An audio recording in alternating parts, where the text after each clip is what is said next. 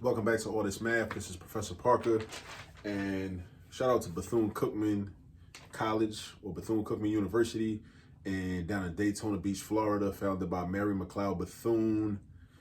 I cannot remember when she founded it. I want to say it was in the early 20th century, in the early 1900s. She started it with a couple dollars, and her son and 3 young ladies, and the college grew to what it is today, located in Daytona Beach, Florida.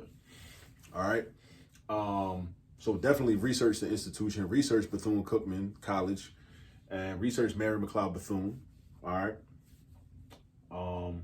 Definitely check that out.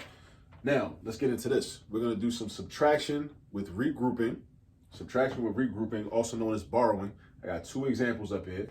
So, and I'm going to do each of these problems 2 ways. So really, I'm going to do 4 problems. So I'm going to do this problem twice in 2 different ways. And I'm going to do this problem twice in 2 different ways. I'm going to do the traditional vertical subtraction with borrowing. And then I'm going to expand each of the numbers, the minuend and the subtrahend. That's some math vocabulary for you. The original number in the subtraction problem, or the first number, or the top number, is known as the minuend, M-I-N-U-E-N-D. And the second number, the number that's being subtracted, is called the subtrahend. That's one way to remember that. The number that is being subtracted is called the subtrahend. So minuend, subtrahend, minuend, subtrahend, minuend, subtrahend. The answer is called a difference. Like, what's the difference? The difference between these 2 numbers. If they was the same number, it wouldn't be no difference, because the difference would be 0, right? So when there's no difference between one thing or another in everyday life, then the difference is 0. There's no difference. All right. So it's math and everything. Remember that. All right. So let's get to it. So let me put this paper down because I don't need to hold that. 833 minus 489. So using this method, we want to make sure that our top number is always bigger than our bottom number, because otherwise we'll get a negative when we do the subtraction. And using this particular method, we don't want to get negatives. Negatives are allowable in mathematics, of course, but using this particular method, we don't want negatives. All right, so we need to make this number equal to or larger than 9. How do we do that? We're going to borrow from the tens place. This is the ones place. 3 and 9 are in the ones column, right? So we're going to go to the tens column. In 833, we're going to borrow 10 from that 30, because this 3 really represents 30. So we're going to borrow 10 from that and give it to the 3. So if you take 10 and give it to 3, that creates a number 13, because 10 plus 3 is 13. So this 3, which is really a 30, becomes a 20. So that becomes a 2, right? That's a 2 in the tens place, so that's a 20. All right, and we take that 10, give it to the 3, that's 13, because 10 plus 3 is 13. Make sure you understand it. All right, if you need to ever at any point pause the video, rewind it, run it back, that's perfectly fine. Use the technology to your advantage. All right, so now you got 13, take away 9. We need to know our subtraction facts in order to do this. Also our addition facts, just like we had to know that 10 plus 3 is 13. All right, so we need to know our addition facts. We also need to know our subtraction facts. So 13 take away 9 gives us 4. All right, so you write the 4 under the 9. All right, now over here, tens place, 2, 8, 2, 8, 2, 8. That's a 20, and that's an 80. That's a 20, that's an 80. That's a problem. Using this method, my top number needs to be bigger than my bottom number. And of course, 20 is not bigger than 80. So what do I got to do? I'm about to borrow again, but I'm going to borrow from the hundreds place. I'm going to borrow from this 800. All right, well, this 8, which represents 800. So I'm going to take 100 from 800. That's going to leave me with 700. Now, what do I do with the 100? I'm going to take the 100 and give it to the 20. Now, you might be saying, but it's a 2 right there. Right. It shows you how many tens you got. That's like 2 $10 bills. 2 $10 bills is $20. That's why it's a 2 right there, because that digit tells us how many tens we got. But in real life, at the end of the day, we got 20 right here. So I take 100 from the 800, because this is just an 8, right? But it tells you how many hundreds you got. You got 800. You take 100 from 800, right? Give it to the 20. Now you got 120. Now, how many $10 bills is that? That's 12. 12 $10 bills, because 12 times 10 is 100. 12 times 10 is 100. So you're going to write a 1 next to this 2, making it a 12, because that's how many tens you got in the tens place. You got 12 of them. So now you got 120 minus 80. 120 minus 80. Or if you just count it in terms of $10 bills, 12 minus 8. What's 12 minus 8? That's 4. So we got 4 $10 bills, right? Now we go to the hundreds place. We don't need to borrow no more because 7 is larger than 4, or 700 is more than 400. So 7 take away 4 is 3. So our final answer, or our difference, when we subtract our minuend minus our subtrahend, is 344. All right, 344. Right? All right, now let's do it again. Let's expand this. All right, just so you can see it again in a different way. Excuse my arrows, they're a little sloppy. I'm gonna write 833 in what we call expanded form. So first I'm gonna write 800 plus 30 plus 3. That's the same thing as saying 833. 833. This is called expanded form. And then 489, I'm gonna write 400 plus 80 plus 9. See what I got? I got 830 and 3. I got 480 and 9. All right? Now I'm going to subtract, right? I got 3 and I got 9. I got the same problem I had up here. I'm really going to do the same method that I did over here, except now the numbers are just more spread out, right? Because they're separated by place value. So I got 3 right here and I got a 9 right here. That's a problem for me because using this method, I want the top number to be larger than the bottom number. So I'm going to borrow 10 from 30. So this is going to turn into a 20. And I'm going to take that 10, give it to the 3. That 10 and 3 makes that a 13. All right? So now my top number is bigger than the bottom number. So now I can do 13 take away 9. 13 take away 9 is 4. And then I got the 20 and the 80. Now that's a problem because now my 20 is less than 80. I need my top number to be bigger than or equal to the bottom number. All right? So I'm going to borrow from this 800. It's a problem, but it's a small thing. It's a small problem with a small solution. All right, just borrow from the 800. The 800 is going to turn into a 700. And I take 100 from the 8. I give it to the 20. So 100 plus 20 is 120. All right. See, and I like this method better because you can kind of see everything. You don't gotta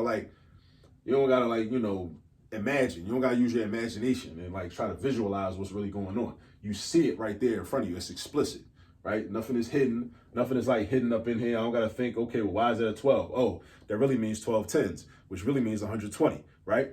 Here, it's explicit. It's not implied. It's right there in your face, right? It's right there in your face. That's why I like the expanded form sometimes, even though it takes up more space, takes up more paper and whatnot, but you know what I'm saying? It's cool. Like, it's helpful. So now I do 120 minus 80, which is 40, all right? Now put your plus sign in between. And then I go over here, I do 700 minus 400, which is 300. Put these numbers together, 300 plus 40 plus 4 is equal to 344.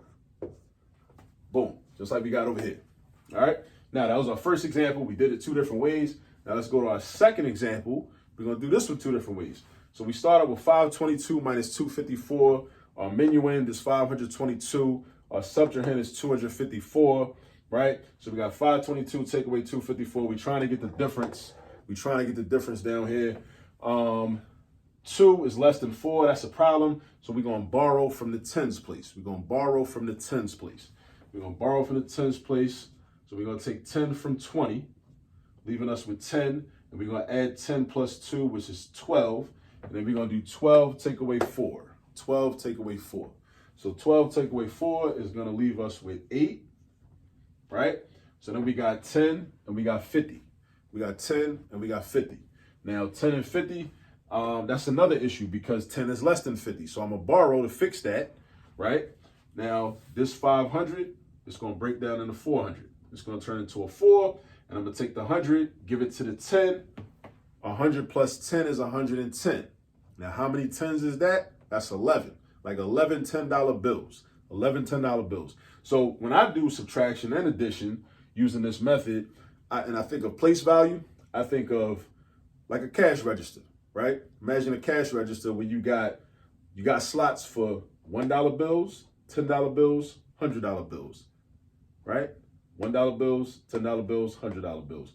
No slots for 5s, no slots for 20s. We shouldn't do 20s anyway. Like, you know, a lot of the indigenous brothers and sisters, they don't deal with Andrew Jackson. Black people shouldn't deal with Andrew Jackson either. You know, his nickname was the Indian Killer. You know, he ain't love black people neither. You know what I'm saying? But anyway, yeah, we don't got no space for 50s. No space for 50s. We got, I mean, it's not to say that we should love Ben Franklin. You know what I'm saying? Ben Franklin was a slaveholder. You know what I'm saying? You know, his face is on a $100 bill. Or the $1 bill. You know, it was on a $1 bill. Also a notorious slaveholder, George Washington. So, you know, just some things to keep in mind. But anyway, when I do the math, right? I do the math, I think of U.S. currency, and I think of like a cash register. $1 bills, $10 bills, $100 bills. All right. So this how many $1 bills? We got 12 now. 12 take away 4 gives us 8. Now how many $10 bills? We got one $10 bill. We got 5. So that's $10 and $50. All right. I already did that. I already borrowed 100 from the 100 rack, and I'm gonna break it down into 10 tens. So, and we already had 110. So that's gonna give us 11 $10 bills. Right? So 11 take away 5 is going to be 6. All right? And now we got 4 take away 2. So that's 268. All right? Yeah, that's 268. Okay? Okay. 220 and 40 is 260. 262 plus 6. Yeah. 268. Yeah. I just did a little mental math to make sure. Yeah. So that's 268. But all right, but now let's do it this way. Let's do it in expanded form. Let's do it in expanded form, right? Boom, boom. So 522, we got 500 plus 20 plus 2. I'm going to expand 254. We got 200 plus 50 plus 4. Let's subtract. 2 is less than 4. That's an issue. 2 is less than 4. That's kind of an issue. So let's borrow from 20. Let's take 10 from 20. Let's take 10 from 20. Now, in case you're wondering, typically when we borrow, you might be wondering, well, how much should I borrow? How much? The standard typical way to do this is you always borrow a base 10 number. So you borrow 10, or you borrow 100, or you borrow 1,000. If you got thousands place, or the 10,000s place, you borrow 10,000. But you actually can still come up with a solution if you borrow a different amount. I'm actually going to do a video on another with some examples like this, where we don't borrow tens and hundreds, where we borrow basically just as much as we need, you know, because again, the number on top only needs to be at least equal to the number on the bottom. So if I borrow 10, think about it like this for a minute, right? If I borrow 10, now that becomes a 12. That's more than enough. But I need it to be at least equal to. So I could actually just borrow 2 from 20. And then the 20 turns into an 18. And then I add that 2 to the 2, which makes this a 4. So then I do 4 minus 4, which will make that 0, which will work. But it's another way to do the problem, which is beautiful. There's beauty in options and diversity in terms of math methods. I like diversity in terms of math methods. I'm a big fan of that. All right. So I borrow 10 from the 20 and I give it to the 2. So now the 2 turns into a 12. So now I do 12 take away 4. That gives me 8. Then I go here. I got 10 and I got 50. So 10 is too small. So I'm going to borrow from 500. I'm going to take 100 from there. Right. Give that to the 10. Now I got 110. 110 take away 50. That's going to give me 60. All right. Now I got 400 left. 400 take away 200 is 200. So I got 200 plus 60 plus 8.